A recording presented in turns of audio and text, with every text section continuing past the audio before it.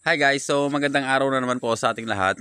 At ayun na nga, dahil nga po sa may parating na naman na bagyo, ay napagdesisyonan ko or mas inuna kong gawin itong ating pagdidismantle dito sa ating mga bubungan. At siguro isunod-sunod na po natin to, tapusin na natin para hindi tayo pabalik-balik ng gawa. Dahil nga sa may paparating na bagyo ay nag-alala po tayo sa yero na baka liparin o kaya punitin. So sayang naman po, baka hindi na mapakinabangan. Dahil nga nung nakaraan is mas una nating binaklas dito sa side na to dahil nga sa ginamit natin doon sa bubungan ng ating bagong area. So tatanggalin po natin ito, yung paligid na to at saka tong mismong skeleton na ng ating pabahay. So itong bakod na to is madali lang naman, ipagano na lang natin.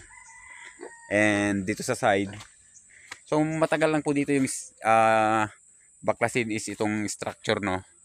Kaya na po siguro natin yan bukas maghapon. And baka mamaya is maumpisa na rin po natin na baklasin yung iba. So ito po kasi yung nakaplanong ano talaga natin, yung gagawing daan hanggang doon po sa ano natin, sa bagong area natin doon sa may likod. So kahit itong mga kulungan po ng baboy natin dito, matatanggal din po ito. Kaya lang sa huli na lang po yan na matatanggal. So ito lang po muna yung unahin natin. Pagkatapos siguro is yung isang pabahay ng ating manok dyan, or yung ginawa nating breeding pen nun. So ayun. And pagkatapos po siguro nyan is maghahanda po tayo para sa kulungan ng ating mga native ng baboy.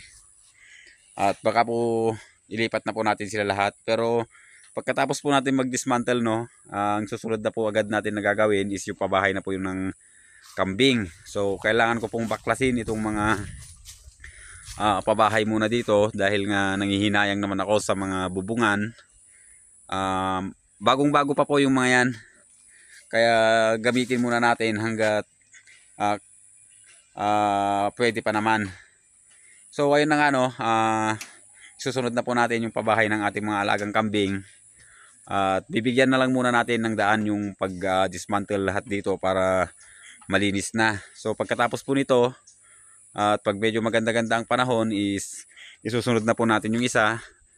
Pero kung ulan-ulan pa rin po is i-priority po natin yung kanal sa kabila. At least natanggal na po natin yung bubungan, hindi na po tayo nag-aalala. Kaya okay na siguro, hindi na po tayo nababahala ngayon dahil natanggal na natin yung bubong. At kahit bukas na natin ituloy ito. At dahil nga dismantle na po natin, no, yung ating pabahay ng manok at saka pato, ay dinala ko na rin po dito or hinuli ko kahapon yung ating ibang manok. So hindi po natin nahuli lahat, meron lang po tayong 4 na nahuli. So ito po yung dalawa.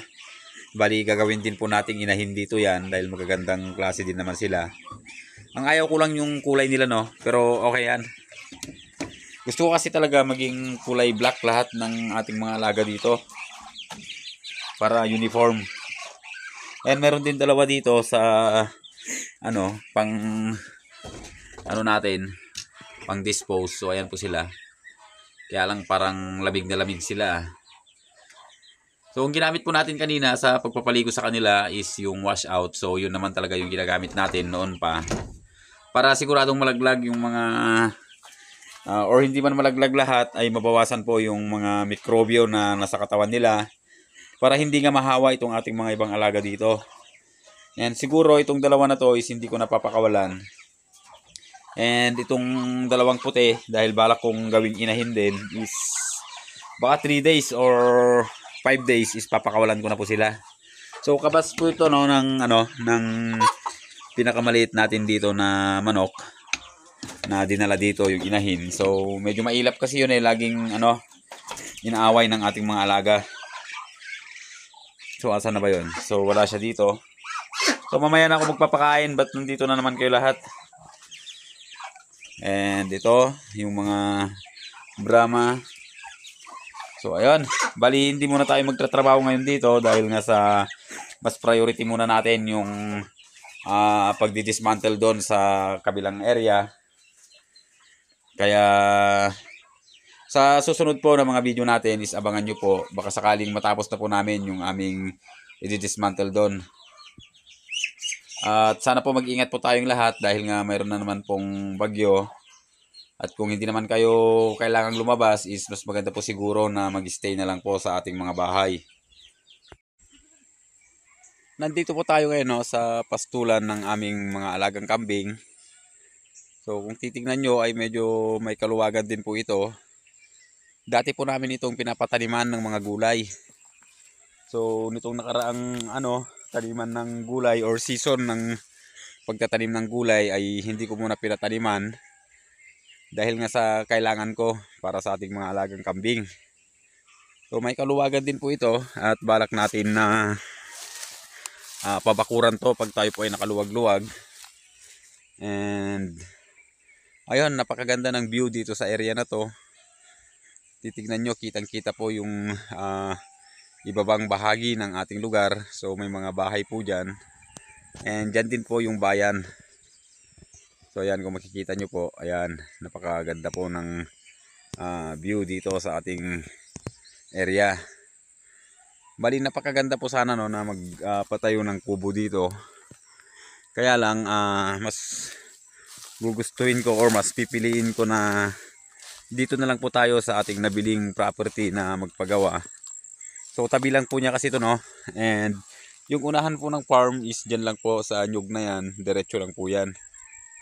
Bali dyan na po yung unang area natin. So dire-diretso po hanggang dito. And ayun na po yung ating mga kambing na bagong panganak. So sinasanay na po natin na dalhin dito sa pastulan. So ayan sila. Malalakas na rin po sila no. So ayan sila. So kala ko yung babae dati is mahirapang makipag-agawan sa pagdede. Pero sa ngayon nako, talagang itutulak na rin niya yung kanyang kapatid. At punta lang natin saglit itong area kung saan ipapatayo ko yung pabahay ng aming mga alagang kambing at tupa. So dito lang po sa niya, area na to. So medyo masukal pa ng konti. Yung mga manok natin no, dito po yung istambayan nila. Nagkakaykay po sila diyan. Naghahanap ng kanilang makakain. So malaya po kasi sila na pumunta kung saan nila gusto dahil nga sa hindi naman sila naka-range. Kaya yun din ang kagandahan dito. So ang kalaban lang talaga natin dito is yung mga predator. So ayan na po yung pabahay ng ating mga alaga. Napakalaki na po niya. So ayun nga, yung kalaban lang po natin dito is yung mga predator kasi may mga bayawak dito. And syempre iniwasan natin yung mga tao na may masamang balak. So dito po natin ipapatayo. Bali pinaputulan ko na ng nakaraan ng mga puno. So lilinisin na lang yan. Kaya lang pina-stop ko lang muna dahil nga sa kailangan muna nating magkanal dito sa ating pabahay ng ating mga alagang manok at pato. So ayun, bali dito na po itatayo yung ating pabahay ng ating mga alagang kambing at tupa.